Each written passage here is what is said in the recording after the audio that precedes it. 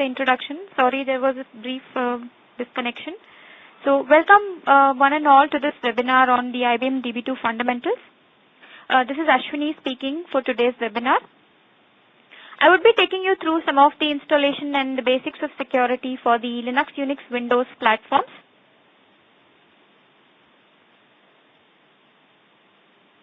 Moving on to slide number 2.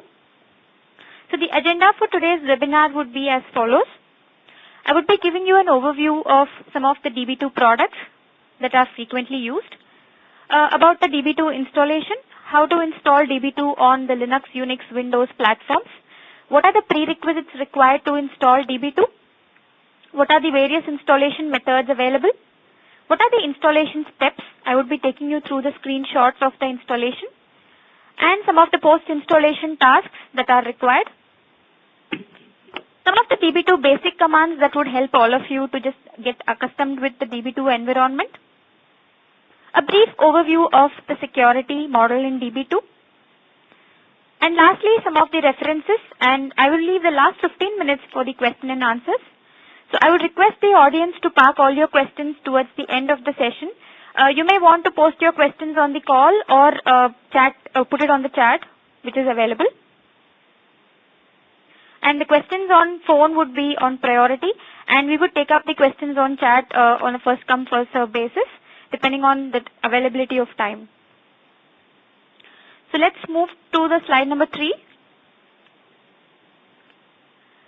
So before I take you through these slides, a quick introduction is DB2 is one of the leading RDBMS in the market. We have a variety of products that are launched by IBM for DB2 alone. It's not only the database, we have all products in the information management layer. So the idea here is to give you some very basic level understanding of the DB2 database here, to understand how it is installed, how it is configured, what are the products available, and what are some of the basic commands. So these are helpful in understanding how DB2 works before you can actually get started working with the DB2 environment. So I'm on slide number 3. So here I have put across 4 products. You see the DB2 Enterprise Server Edition. This is the most widely used product in the industry, which is a typical multi-user, fully functional database environment, which has client-server connectivity. It can support any size of the database on the server, and it is supported on AIX, HPUX, Solaris, RHEL, Windows, SLES platforms. The DB2 Personal Edition is basically for a single user who requires a full functional database. The advantage of using a personal edition is most of you who are in college might want to use a database for your own environment, where you just have to purchase a license for yourself. You can connect to the databases which are stored on other servers, but others cannot connect to you. So it's more of a personal edition for your own copy, but there is a separate license for each user here. The Express C edition is the most popular edition, I guess, amongst, again, college students, because it's more like an evaluation edition by IBM, where there is no charge for the entry-level data servers, and it is supported on Linux and Windows platforms. The other one here mentioned is the DB2 Advanced Enterprise Server Edition, which was released a couple of years ago. There is more of value in this base product, which was an extension of the Enterprise Server Edition. It is very competent with any other RDBMS in the market, which has a lot of advanced features related to compression, performance tuning, and workload management areas. Moving on to slide number 4. So to start from a very basic level, I guess people who want to learn DB2, what you would probably do is to log into the website and try to see if there is an evaluation copy or if there is any free edition available for your use. You might probably download that onto your system, extract the installables, and try to get started installing that on your own PCs. So for those of you who have Windows installed on your machines, you might have tried a Windows installation. For those of you who are working on Linux PCs, Linux operating systems, you might have also tried to install DB2 on that. But this session would give you a thorough understanding of what are the various methods, how you can install DB2 on either of these environments.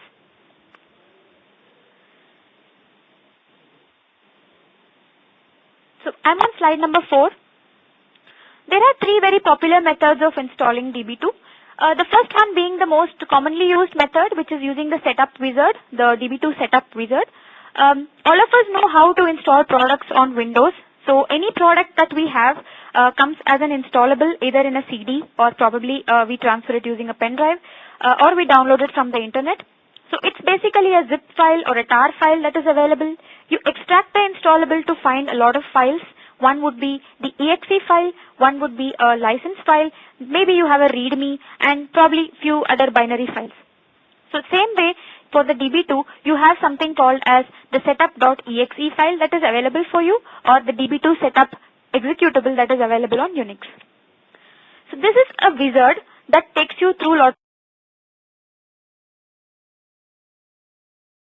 of screens as Windows or Unix environments. Those are accepted by DB2 and the installation moves through. On Windows, it is pretty simple because setup is just launched as a GUI and you are free to move through the screens. However, if you want to use the setup wizard on GUI on Unix environments, you would need something called as a VNC server or an X server setup. So what this means is either you need to export your display from the Unix machine to any other machine that is available for GUI. However, you need to keep in mind that if your server or if the AIX or Unix environment is in a remote area such as Canada or maybe any part of the world, and if you are trying to export the display from that area to your local machine, there is certainly a network overhead that you would see. So in such cases, what is the other way around? What is the alternative that we have to install DB2? That is where we use the DB2 install script. So this is basically more of a manual method of installation. What happens here is it's just a script where the user has to run and you will need to specify the path where to install DB2 and a code is installed. However, you need to make sure all your other post-installation steps and installation steps are handled manually and hence requires expertise in DB2 at the administration level. I will take you through the details of this script also in the coming slides. The last method is the silent installation using a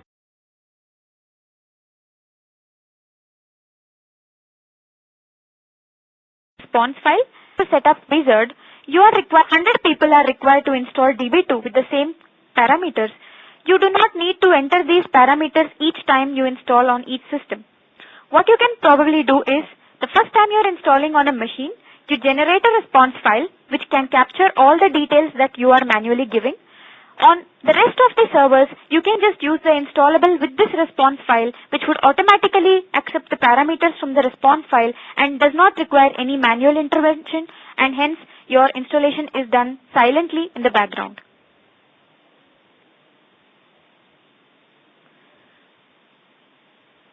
Moving on to slide number 5. What are the prerequisites for installing DB2? Every software that you install has some prerequisite. It could be memory, it could be space on the system, it could be a lot of other prerequisite software. So with respect to DB2, there are some common requirements and there are some OS specific requirements. So the common requirements for all Linux, Unix machine and Windows machines are you require minimum amount of RAM, which is 1 GB. Although the DB2 documentation mentions that even a 512 MB RAM is sufficient, the recommended memory for DB2 to run without any performance issue is a 1 GB RAM. This is a minimum RAM considering we are not looking into the applications that you are loading onto DB2. There is a minimum amount of space that you need to provide on your temporary folder on your Unix machines. Why? Because whenever a product is installed, there is also a log file that is generated during the installation which captures the details of the installation and the errors that occur during the installation. Also requires 1 GB for installables. Specific to OS, we have swap space. I'm not sure if the audience here knows what swap space is, so I'll just give you a brief overview. Swap space is nothing but the paging area for a system specific to Unix environments only. So we have something called as the memory of the system. So swap space is an extended memory. So ideally the swap space is expected to be twice the size of the memory on the system, or at least equal to the size of the memory on the system. So other parameters are what is the version of the operating system, what is the service pack maintenance level, what are some of the base file sets that are required, like you have some libraries or packages that are required to install DB2, some compilers like XLC compiler, some version of the compiler that is required. Also the kernel version, which is whether it is a 32-bit or a 64-bit machine, CPU, whether how many CPUs are required for this. So all these details are available extensively in the DB2 documentation for each operating system. So if a student wants to understand how to install DB2 on, say, Sun Solaris system, all that he or she has to do is to log into the information center page, look at the installation requirements of Sun Solaris, and check through and have an understanding of what is the minimum required. So there he or she will come across some of the common requirements as well as the OS specific requirements. Moving on to slide number 6.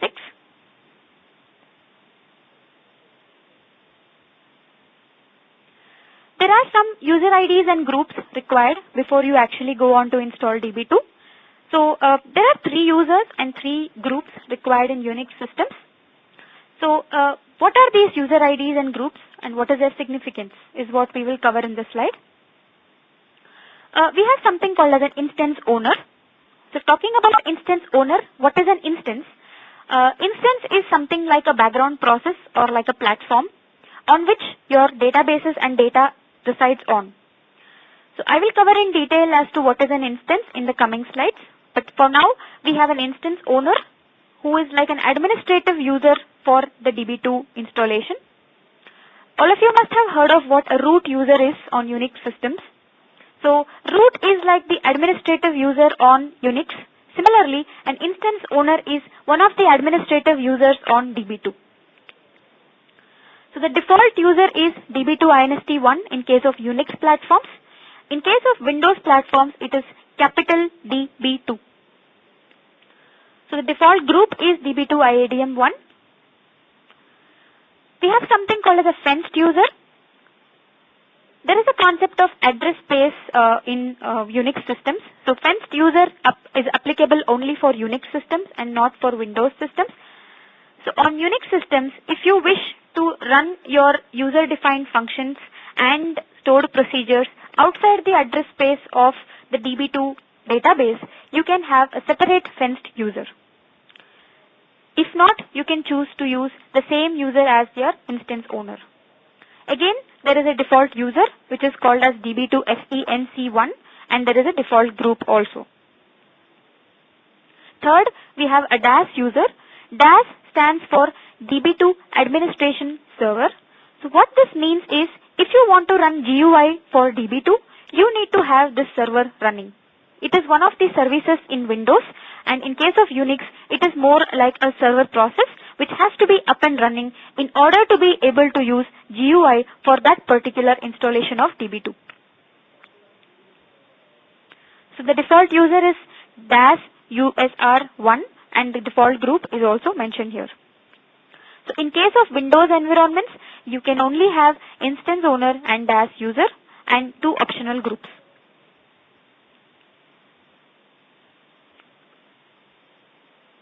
Moving on to slide number 7.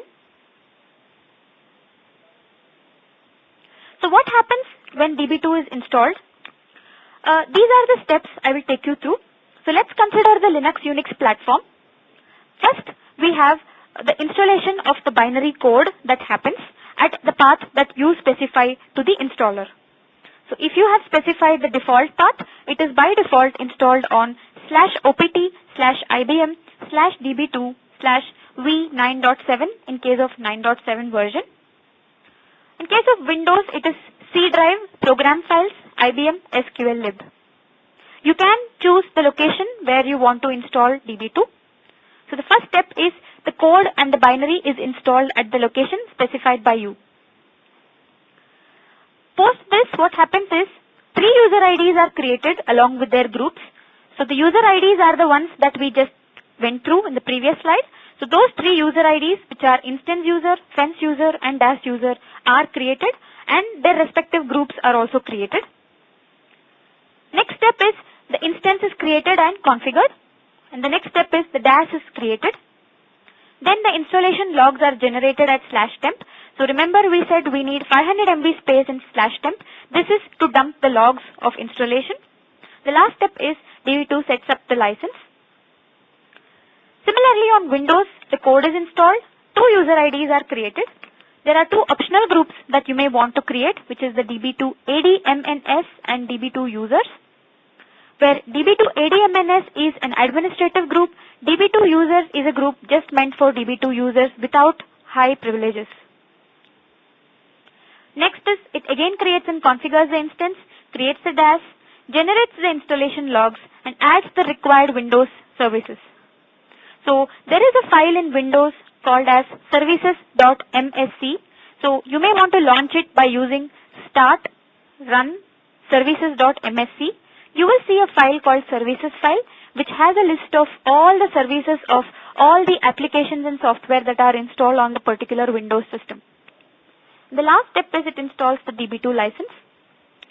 So if you use the DB2 setup wizard, all these steps are done by the installer itself. So leaving very less amount of work for you. But if you choose to use the db2_install script, it only performs step number 1 for you, where it installs the code and the binaries at the location specified by you.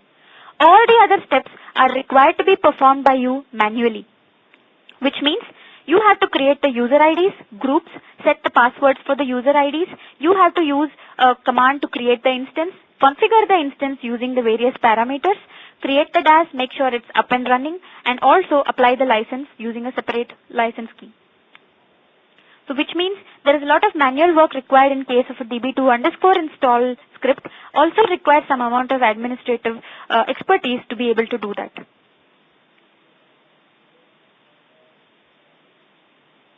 Moving on to slide number 8. So the screenshots mentioned here are probably pulled out from version 9.1, 9.5 or 9.7. In DB2, just for your information, the latest version is 10.1. The earlier versions were version 7, version 8, version 9.1, 9.5, 9.7, 9.8 also, which was a pure scale version, and 10.1. But as of now, whatever we are covering is applicable across versions, with probably small changes in version 10.1, but version 9.5 and 9.7 has mostly the same details covered. So you see the welcome screenshot over here. So when you launch the setup wizard, which is like, say you have setup.exe, when you double click on that, you have a setup wizard that is launched for you in case of Windows. In case of Unix, when you say /setup.sh, you will get the same launch that comes up. So once you see the screen, you need to click on install a product that you see on the left pane. Moving on to slide number 9. So you see the screen where it says install a product. So you see there are two products listed in the screenshot. You may find more products listed here if you actually try to install. So what you see here is a DB2 Enterprise Server Edition, DB2 Client. So like I was mentioning, there are many products of DB2. You have client products, you have server products, you have products which can be used for connecting to mainframe servers from Linux servers. So there are a variety of products. So we just covered 4 products today, but if you go to the website www.ibm.com, you have a list of A to Z of all products that are available where you may want to go and check in detail. So DB2 Enterprise Server Edition is the most widely used edition across, based on our experience, what we have seen. So in this particular webinar, we would be taking you through the Enterprise Server Edition product. However, whatever screens you see are also applicable to some of the other products, which are the server products. So when you see a screen like this, you choose to click on Install New. Moving on to slide number 10.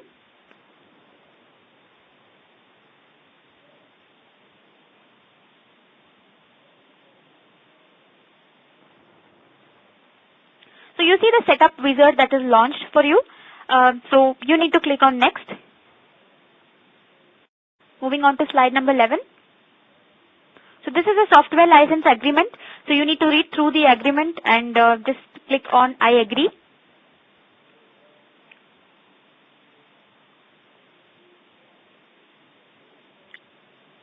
Moving on to the next slide.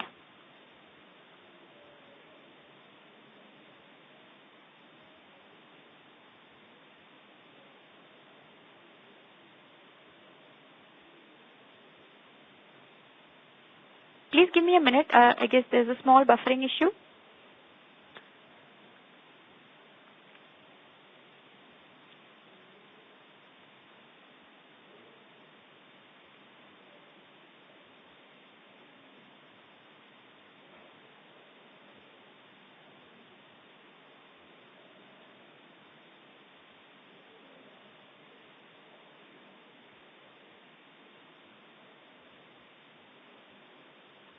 Okay, I'll move through the slides anyways.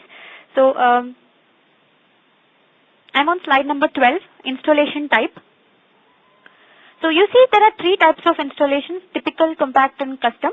So most of the times we use a typical installation which covers all the basic standard setup and standard features such as administration tools, product features and server functionalities. So we choose to click typical. But however, if you want to have other customized products, you may want to add products, you may want to remove some of the products components, so you can choose custom in that case. So in this case, we are looking at clicking on typical install. Just say click typical and move on to next slide. Slide number 13. So you see the slide which talks about installation and response file creation. So I was mentioning to you that there are three methods of installation, which is setup wizard, your DB2 install script, and the response file creation. So what happens here is you have an option number 3, which says install DB2 on this computer and save my settings in a response file. And you can provide the path of the response, path and name of the response file. So once you do this, whatever details you give as inputs in this particular installation is collected by DB2 and stored in a file which is db2esc.rsp as mentioned in this slide. So you can use that file as your base and use it for all your other installations in future if you plan to use the same settings for the other servers as well. Moving on to slide number 14.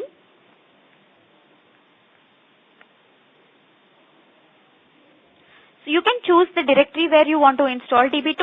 Make sure you have checked what is the space that is needed. On the right, you will see that it mentions what is the space required and what is the available space. So you can install this on the path.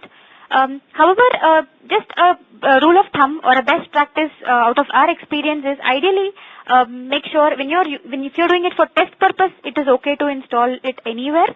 But if you plan to do some project deployments and other things, make sure you do not install this under the system directory if possible.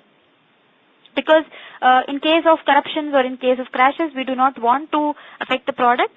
This is based on our industry experience that we are trying to communicate this. Moving on to slide number 15. So here you see where it asks you for information about the DB2 administration server setup. So you need to specify the details of the DAS user. So DAS is nothing but a server that is used by the installation to make sure you can use GUI for that particular DB2 environment. So you need to specify the DAS user. Also please note, you can specify the UID and GID if you have a requirement to give a particular UID. If you do not have any such, you may want to use a default UID. And password should comply with the operating system password standards. So for example, in some of the Windows or Unix environments, there are restrictions where it has to be 8 characters of length. There has to be a mix and match of alphanumeric characters and so on. So it has to adhere to those rules. Moving on to slide number 16. This is the slide which asks you whether to create a DB2 instance or whether not to create a DB2 instance. So the difference here is unless you have a DB2 instance, you really cannot work with data on the system. You would just have binaries. So you would definitely need to have a DB2 instance to be able to create a database and all its associated objects. If so, there might be a question as to why is there an option as to not to create a DB2 instance. So this option is provided because there are cases where we do not want to have an instance in case of migrations. Say we want to migrate DB2 from version 9.5 to 9.7. We need the same instances to be migrated. So in that case, we only install the code on the target system and we migrate all the instances as is to the upgraded version. So that is where we may not need to create the instance. Moving on to slide number 17. So here there is an option where it asks you whether to create a single partition instance or a multiple partition instance. This is an advanced concept in DB2, but this slide is important because this option is asked to you during the time of installation. So single partition instance is nothing but a non-clustered environment. We have the concept of database partitioning feature in DB2 where you can have a single instance spread across partitions to enable load balancing and better performance and availability. So you can choose to have logical partitions or physical partitions. So we will not get into the depth of this because I understand that we have a lot of, most of us in the call are students who are audience and faculty. So please keep in mind that to start with, we will only go with single partition instance. Moving on to slide number 18. So this asks you details about the instance owner. Where you specify. If you do not specify anything, it picks up as DB2 INST1. You will only need to enter the password. Moving on to slide number 19. So this is a fenced user, again similar to the previous slide. So it asks you to give inputs for the password. And if you have a specific requirement where you are supposed to give a particular name for fenced user, you may want to use that name. But for beginners and students, I would say when you're attempting to do this, you can retain the default and the standard names. Moving on to slide number 20. So this is an option for tools catalog. I'm not sure if all of you folks are aware of this, but on Unix systems, we have a feature called as a cron tab, which is used to schedule jobs automatically.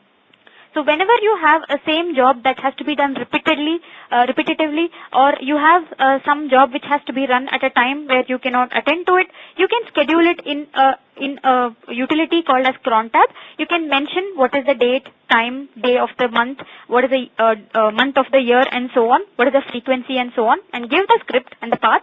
It will automatically run the job at that particular point of time. So this is available with Unix systems. Similarly, in Windows, you also have the task scheduler, but DB2 has come up with its own, task center, which enables you to schedule DB2 tasks in that. So, tools catalog is nothing but a database which stores information about all these tasks. So, during installation, it will ask you whether to prepare the catalog or whether you do not need to prepare the catalog. You can click on Do Not Prepare the Tools Catalog to start with. Moving on to slide number 21. This is about notifications. Whether to send notifications, you need to have a SMTP server for this. So at this point of time, I would recommend you to say do not set up notifications. It's not mandatory, so you can choose to skip it. Slide number 22. Again, this is another notification for health monitor where we have, where you want to monitor the health of your database. You mention what is the threshold limits for the various objects. So is it reaching a full condition or is it behaving normally or abnormally? So if there is a problem, if there is a problem with a particular data, it will send alert notifications to the IDs that have been set up over here. Again, you can defer this task until installation is complete. Moving on to slide number 23. So this is a summary that you see. This summary is a summary of all the details that you have given over the last few screens. So this will be recorded in your response file. So you can cross-check this once again. Wherever you feel you have not input correct data, you can go back and change it and then come back and verify in the summary and then click on Finish. So once you click on Finish, you will be able to see a screen as in slide number 24. So the installation progress screen that you can see, So it just shows you the taskbar. It takes roughly about 35-40 minutes ideally to finish an installation, but if it depends on the network again, so sometimes if the server network is good, it might complete faster. It depends on where your installables are located. If your installables are located on the same machine locally, it can get over faster in about 30 minutes, else it might take a longer time. So once the installation is done, you would have to take a look at some of the post-installation tasks. Let's move on to slide number 25. So how to verify whether your installation is good or not?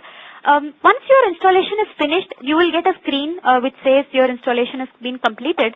However, you might want to go and manually check from DB2 end whether DB2 has been installed correctly or not. So in case of Unix, what you can do is just say su space hyphen space your instance name. So on Unix environments, su means switch user, which is used to switch to a particular user. And when you say su space hyphen space username, it switches to the user, to the home directory of the user. So in DB2, when you just switch user to the instance owner, it automatically gets you into the DB2 environment, which means you are now ready to use the DB2 environment once you are switched in as the instance owner. DB2 start is a command to start the instance. So it's more like a process or a daemon. So all that you have to say is DB2 start. The moment you say DB2 start, your daemon is up and running, ready for you to create databases and do other DB tasks. So DB2 level is a command that is used to check the installation path.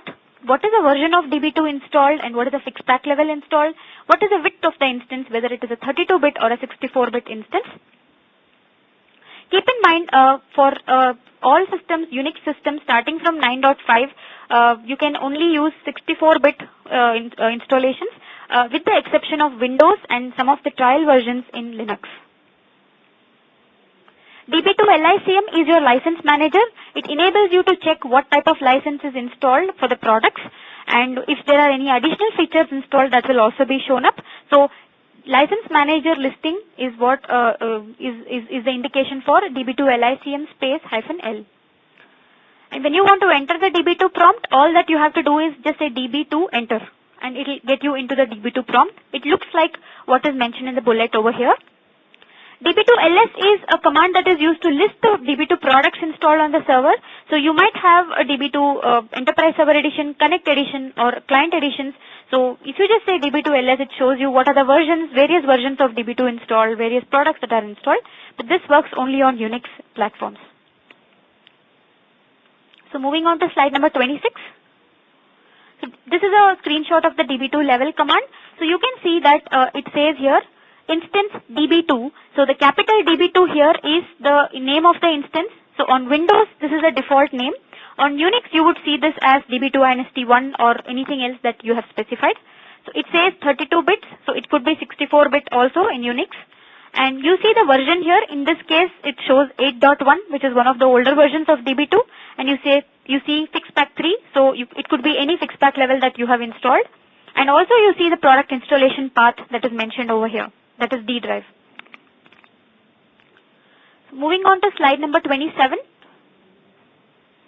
You see the LICM-L command output. It looks something like this. So you can see whether it is a permanent license or whether it is a trial license. So for those of you who are using the trial versions or the evaluation copy, it will show you what is the expiry date of your product. Slide number 28. So the DB2 prompt, like I said, you just have to say DB2 enter and it gets you into the prompt. Slide number 29.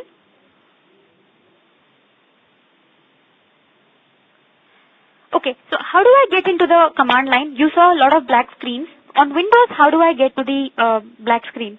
So you can say start run CMD. You will see the command window for Windows. Similarly, just say start run DB2 CMD. It will throw up the command prompt for the DB2 command line. So once you are into the DB2 CMD, you get the same black screen which gets you the environment for running DB2 commands.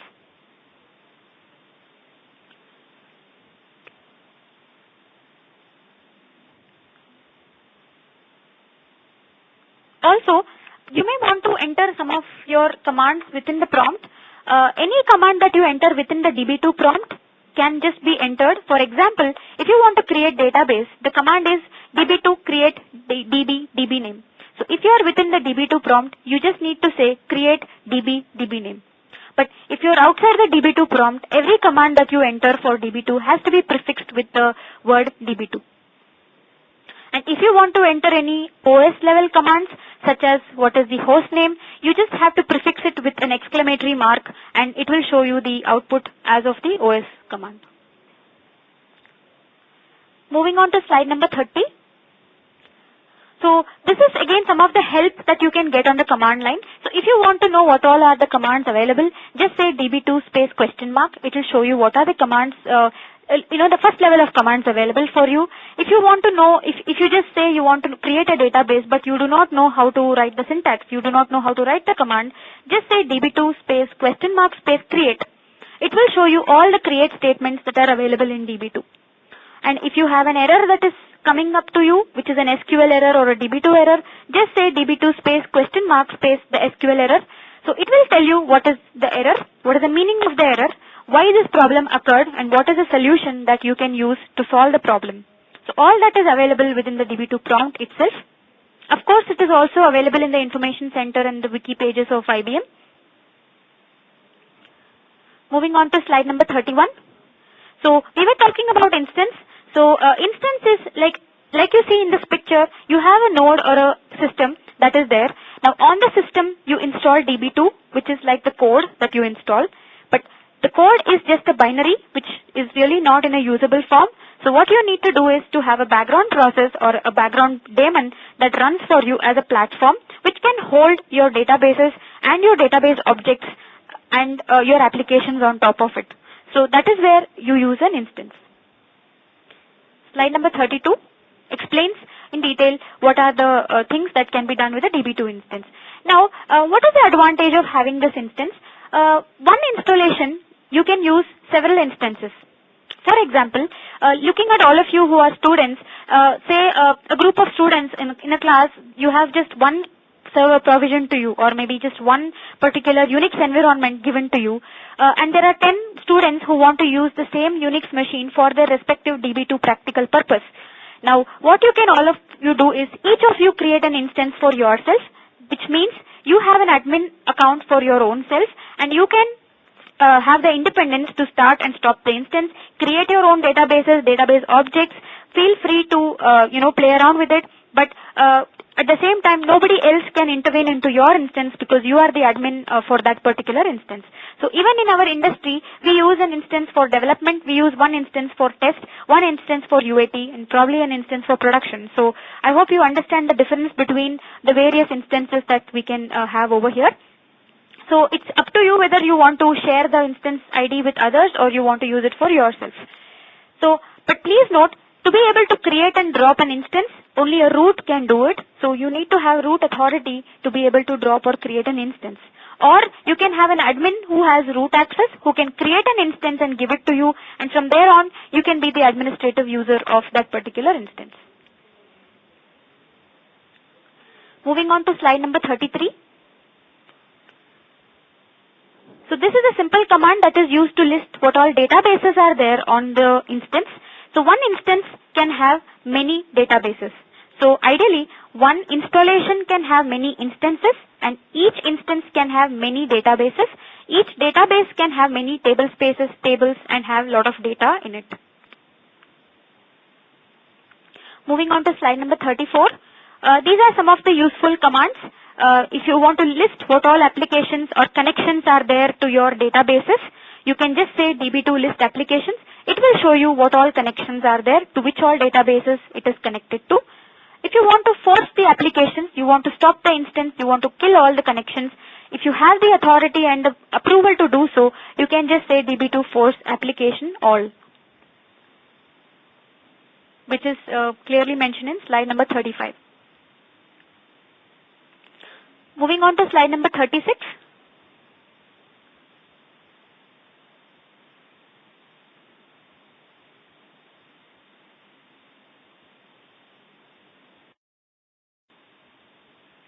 So this slide number 36 gives an overview of security in DB2. Security by itself is a big topic. In fact, we can cover a 1 hour separate webinar on security itself. But there are some basics that you would need to know about security, which I have included in this particular webinar. So just an overview of the model, security model in DB2. So DB2 uses a combination of the external security service and also the internal access control of the objects. So there are two parts of it, authentication and authorization. So in authentication, what happens is, typically when you go to a website like irctc.com, okay, or .co.in, you are asked to authenticate your ID. So what you need to do is you need to enter your user ID and password. It is validated somewhere and then you are logged into the website. So that is called an authentication. However, authorization is something that what level of access you have within the website is called authorization. So you may have access only to few of the tabs or the portlets. You may not even see it might not even be visible to you, many of the applications or features. So authorization is what level of access you have within the particular DB2 database. So if a person could have admin access, another person could just have read access, another person can have write access. So that is the level of authorization that you can control within a database. So if you move on to slide number 37, you see a very colorful picture here and you see a dotted line. So the line, the area above the dotted line is the authority layer and the area below the dotted line is the privileges. So authorities are done at the instance level or at the database level. Privileges are for the database objects. Now, what does this mean? So when I say sysadm that you see here, it means administrative access for the instance. So I have instance, I can control how much of access I have with the instance. Do I have 100% administrative access? Do I have 80% or do I have 70%? So that is what the sysadm, sysctl and sysmaint is all about. Now if you look at security administrator authority, it is the security level of data that you can protect within your instance. Now DBADM is the database administrator. So you are the owner of the database, which is one level below the sysadm access. Now sysmon is an authority which is just to have monitoring level access to the database. You cannot read the data, you cannot change the data, but you can just monitor the system. So similarly, you have lot of privileges for the various objects at table space level, table level, views, packages, routines, index, all these levels. So we will not get into the details because this webinar is only intended to cover the basic overview. So this would probably be detailed in the IBM website. You can find detailed information covering all these aspects for you, which is very interesting to read about. So these are some of the references that I have for the students. You can feel free to use a certification guide which is available online. There are even better is the product guides that are the information center for 9.5, 9.7, 10.1. So the information center is a detailed documentation of the entire product and administrative activities. It also covers the basics of the DB2 fundamentals that are there as to what is security, what is the security model, what are the processes, and so on.